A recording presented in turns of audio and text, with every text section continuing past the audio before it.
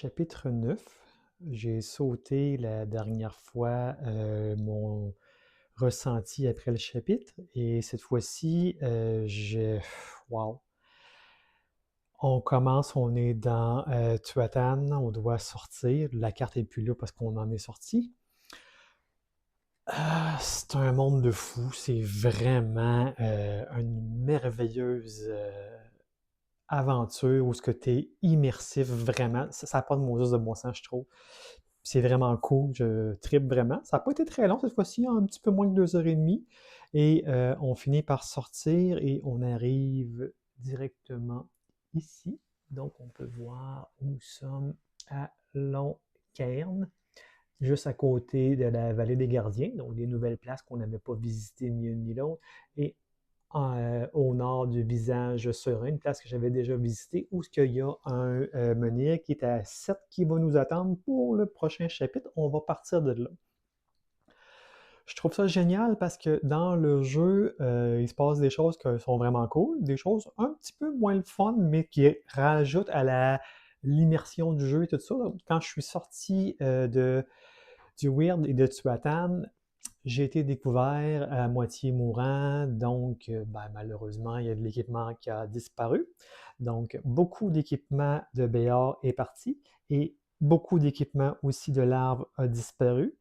C'est un petit peu chiant, mais ça va permettre de relancer un peu l'aventure avec certains défis supplémentaires, on va dire.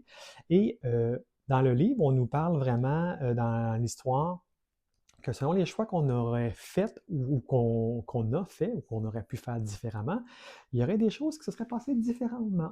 Donc, si un moment donné, je décide de le refaire avec quelqu'un ou en solo, je ne sais pas. En ce moment, j'en ai aucune idée parce que c'est quand même une énorme aventure. J'étais à 47 heures, j'arrive au chapitre 10, c'est quand même de la job, on ne se le cachera pas. Mais c'est de voir qu'effectivement, ceux qui ont gagné la guerre auraient pu être quelqu'un d'autre. Puis de ce que je peux peut-être sous-entendre, d'avoir allé sous-entendu, ça n'aurait pas pu être juste une autre personne, ça aurait pu être un, deux, voire peut-être un troisième camp, je ne suis pas trop certain, que les places qui ont été détruites auraient pu ne pas être détruites et qu'il aurait pu y avoir d'autres choses détruites ou peut-être rien de détruit, je ne sais pas trop, et que plein d'affaires auraient pu être vraiment différentes. Et ça, je trouve ça vraiment cool. Gain intéressant ici, Béar vient de gagner le second souffle, donc c'est utilisable une seule fois, mais on s'entend que régler votre énergie à 7 quand on est presque mourant, ça peut vraiment changer la vie. Et après ça, c'est à peu près ça dans le reste. L'histoire a été très immersive cette fois-ci. On a appris énormément, beaucoup de nouvelles choses. Je me suis permis, en faisant le résumé, de faire exprès pour ne pas spoiler certaines parties parce que je le sais que des fois, je dis certaines choses. Là, honnêtement, je trouvais que c'était quelque chose de tellement gros que je fais comme non, je ne l'écris pas, je ne le dis pas. Je pense sincèrement qu'il faut que tu le vives pour le comprendre. À la rigueur, d'autres gens vous spoileront l'histoire si c'est leur envie. Personnellement, je vais laisser ça là et je vous dirais que j'ai vraiment hâte de voir le prochain chapitre qui va, j'ose espérer, être en fin de semaine, qui va me permettre de voir vers quoi qu'on s'en va et j'ai l'impression que ça va être vraiment quelque chose de très gros. Donc, à suivre.